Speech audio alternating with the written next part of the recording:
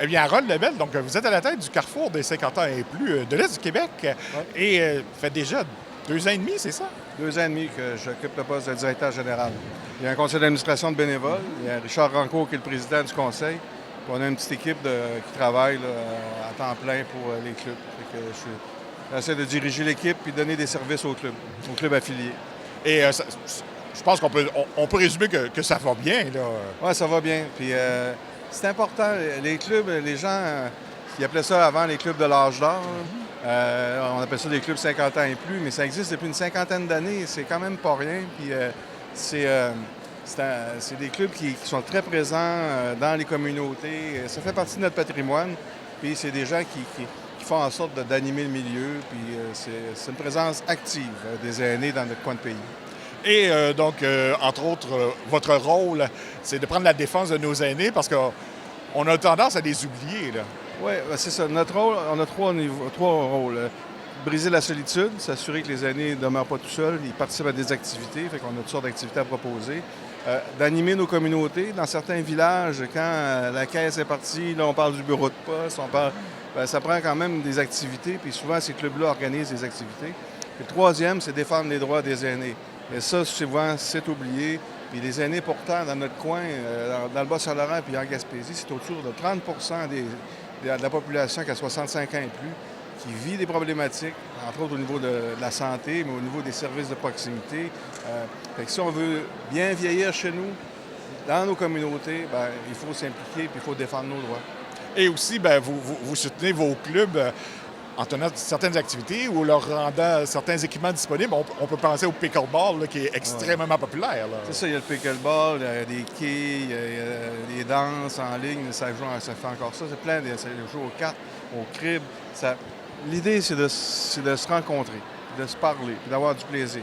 Puis souvent, quand les gens ont du plaisir ensemble, ils se rencontrent, ben, ils sont moins malades, ils sont plus enjoués, c'est le bonheur.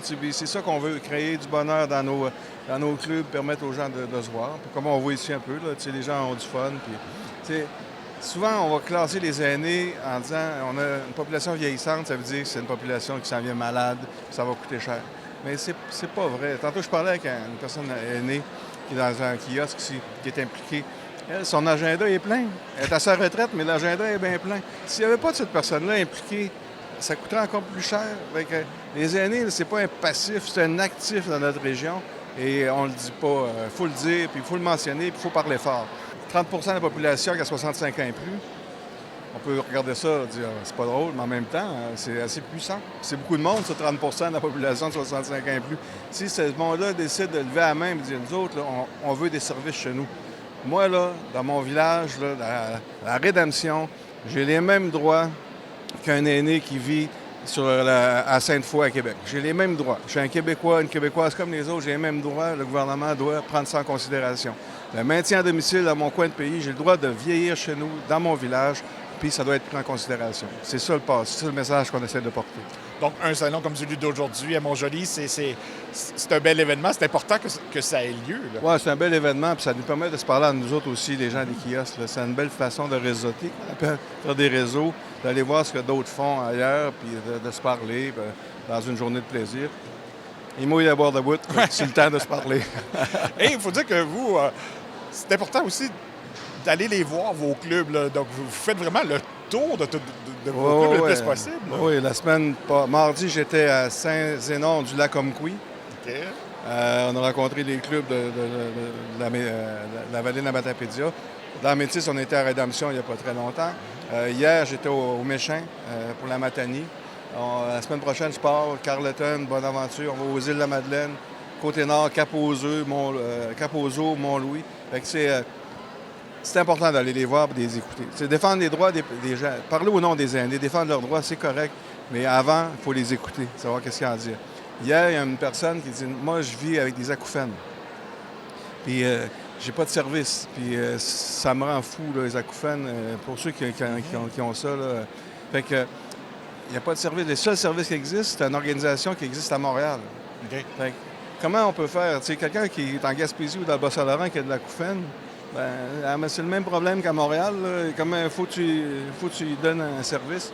Bon, c'est ce genre propos-là, de témoignages-là qu'on entend sur le Zona, comment on pourrait faire pour faire un vaccin gratuit pour les 65 ans et plus. Ça nous est arrivé de Saint-Fabien. Les bureaux de poste, la fermeture des bureaux de poste, ça nous est arrivé de la région ici. Les urgences, ça c'est ici, à Trois-Pistoles, à Pointe-des-Gameaux, on a la même problématique là, un peu partout. Fait qu'il faut entendre ce qu'ils ont à dire. Puis quand on a entendu, puis on sait qu'il y a suffisamment de gens qui sont intéressés ou mobilisés par ça, bien, on fait des communiqués de presse, on prend la parole, on adresse les revendications auprès des décideurs. Là, les élections s'en viennent, ça c'est ça, j'allais dire. C'est peut-être le temps de passer nos messages. C'est ça, donc la période est importante, là, justement, pour être sûr et certain d'être entendu. Oui, mais il va falloir qu'on soit vigilant. Souvent, ce qu'on va entendre là, des politiciens pour l'avoir pratiqué, on va entendre qu'on va vous créer un ministre des aînés ou un ministère des aînés, comme si c'était magique. C'est pas ça que ça prend une vision. Il y a plusieurs organisations au gouvernement, plusieurs ministères qui font des actions pour les aînés. Le problème, c'est qu'ils font ça chacun de leur bord sans se parler. Est-ce qu'il pourrait avoir une vision globale du bien vieillir chez soi, partout au Québec, une vision globale, puis quelqu'un, un porteur ou une porteuse qui s'assure que la vision est respectée? C'est ça qu'on a besoin. Que ce soit dans un ministère de la santé ou ailleurs, mais ça devrait être proche du bureau du premier ministre. Parce que par expérience, plus un ministre est proche du bureau du premier ministre, plus il est fort. Et en terminant, donc, si quelqu'un n'a pas encore sa carte des 50 ans et plus, parce que maintenant, c'est à partir de 50 ans là, qu'on peut y adhérer. Là. Oui, mais nous autres, le Carrefour, les gens ne sont pas membres du Carrefour, ils sont membres d'un club. Effectivement. Fait que si vous êtes dans un village ou dans un quartier, puis que vous voulez participer à des activités, vous vous intéressez à ce qui se passe, là, on va avoir un nouveau site web bientôt, vous allez pouvoir rapidement voir les activités que votre club offre.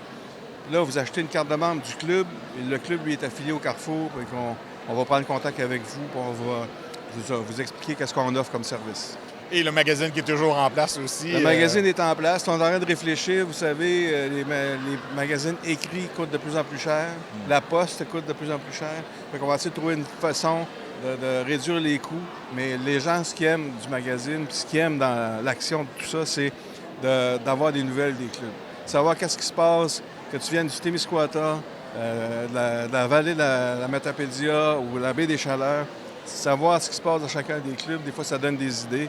Et c'est ça que les gens veulent. Ils veulent voir ce que d'autres clubs font, puis voir des nouvelles des autres. Fait que si ça passe pas par un magazine écrit, ça va passer autrement, mais ça va rester là. Donc, pas question là, de supprimer ce service-là. Il sera peut-être sur Internet, mais c'est pas tout le monde qui sont habiles. Là. On travaille là-dessus aussi. On a du monde sur le terrain qui donne un coup de main aux bénévoles à travailler avec le numérique.